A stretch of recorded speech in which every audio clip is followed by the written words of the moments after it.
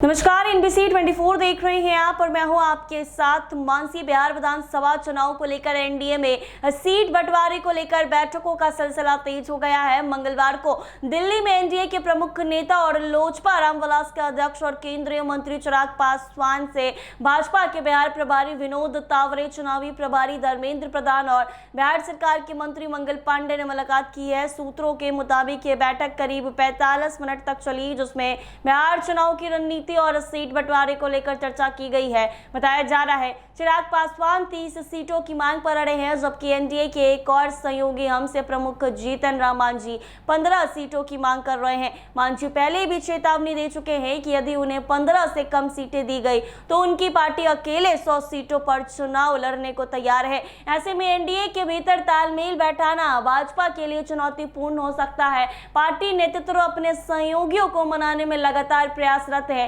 इससे पहले रविवार को भाजपा नेता धर्मेंद्र प्रधान और विनोद तावरे ने जदयू के ललन सिंह हम प्रमुख जीतन राम मांझी और रालोमो प्रमुख उपेंद्र कुशवाहा से मुलाकात की थी। उस बैठक में भी सीट शेयरिंग पर बातचीत की गई। इसी बीच मंगलवार को जदयू के कार्यकारी राष्ट्रीय अध्यक्ष संजय कुमार झा मुख्यमंत्री नीतीश कुमार से मिलने मुख्यमंत्री आवास पहुंचे। इस दौरान जदयू नेताओं के साथ बैठक में उम्मीदवार और सीटों के चयन पर मंथन हुआ। आगामी बिहार विधानसभा चुनाव को देखते हुए लोक जनशक्ति पार्टी रामविलास ने अपनी चुनावी तैयारियों को देना शुरू कर दिया है। पार्टी के राष्ट्रीय अध्यक्ष और चिराग पासवान ने जमुई से सांसद और अपने जीजा अरुण भारतीय चुनाव प्रभारी नियुक्त किए गए हैं। इसके साथ ही पार्टी के प्रदेश अध्यक्ष राजू तिवारी को सह चुनाव प्रभारी की जिम्मेदारी दी गई है। इस संबंध में पार्टी की ओर से जारी आधिकारिक पत्र में कहा गया है ये नियुक्ति चिराग पासवान के निर्देश पर आगामी विधानसभा चुनाव को ध्यान में रखते हुए है। साथ ही इससे पहले बनाए गए सभी प्रभारियों की सूची को तत्काल प्रभाव से निरस्त कर दिया गया। पत्र के अनुसार अब से लोजपा आर की चुनावी रणनीति,